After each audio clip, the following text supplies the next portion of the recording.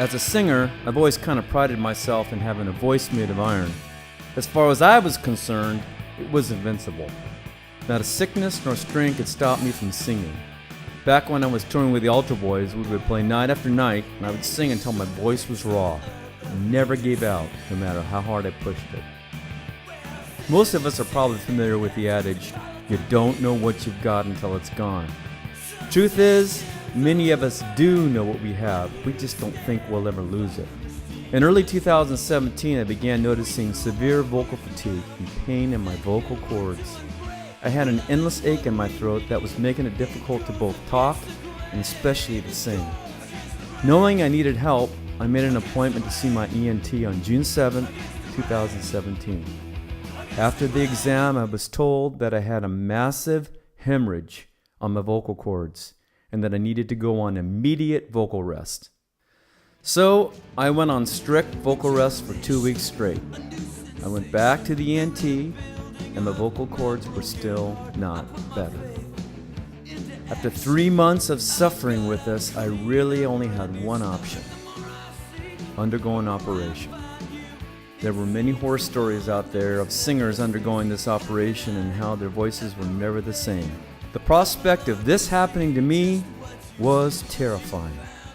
Nevertheless, through the support of my family, friends, and Calvary Church, I underwent a 1-hour procedure at UCI on September 25, 2017 to remove several severe lesions on my vocal cords. After the surgery, the doctor informed me that the prognosis was excellent. Post-surgery required I adhere to a strict recovery process that forced me to take 3 weeks off from work. So I took a leave of absence. Oddly enough, for several months prior to my surgery and while I was going through all this trauma, a number of people, out of the blue, started asking about an unfinished Altar Boys project I'd started in 1991. So here I am, suffering with these horrible growths on my vocal cords, while at the same time getting inquiries about putting out an album of songs I abandoned 25 years ago. I blew off the requests, or laughed off the prospect of anything to do with singing, re-recording, or even finishing the lost 6th Altar Boys record titled No Substitute. I really had no interest or desire to work on that record.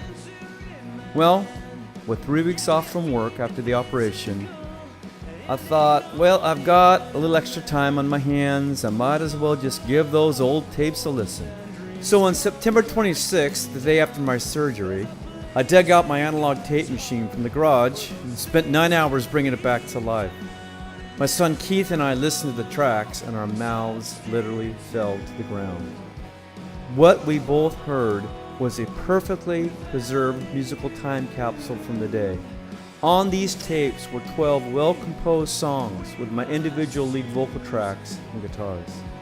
A few days later, we transferred all the analog tracks to a digital format, did a rough mix, sent them out to the guys in the band and a few close friends, and simply wrote, "Have a listen."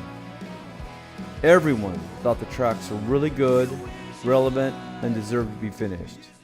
We prayerfully took one step at a time and began the very slow, difficult, and time-consuming process of finishing these 12 tracks by adding drums, bass guitar, more electric guitars, and background vocals.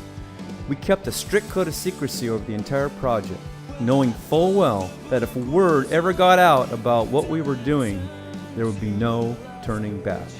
Still, we had so many questions and concerns along the way, with the biggest question being, is this what God wants us to do? In the end, all of our questions and concerns were answered, one by one, including an inner sense that God wanted us to finish what we started so long ago.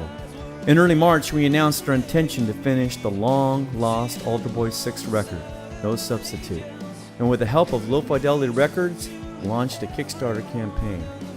By this time, we were almost finished with both the recording and the artwork. Our longtime friend, Ronnie Lara, offered to help with the graphics and came up with some incredible designs for the project. In early June of 2018, after hundreds of hours of work, we delivered the masters and artwork for duplication. Oh yeah, and the vocal cords? They made a complete and remarkable recovery. It's hard to believe that a year ago I faced this huge mountain that I honestly thought I would never overcome. Given the choice, I would rather not have gone through all the heartache and hassle of my vocal illness, even if it meant not finishing the No Substitute record project. Proverbs 18:14 says, "The spirit of a man can endure his sickness, but as for a broken spirit, who can bear it?" Through my broken spirit and sickness, God did something bigger and greater than anything I could ever have imagined. Finishing this project wasn't easy, but I suppose you could say it was meant to be. In the end, this record brings a sense of closure for the band, further solidifies the ministry, legacy, and music of the Altar Boys. But most importantly, it demonstrates in real time that with God, all things are possible.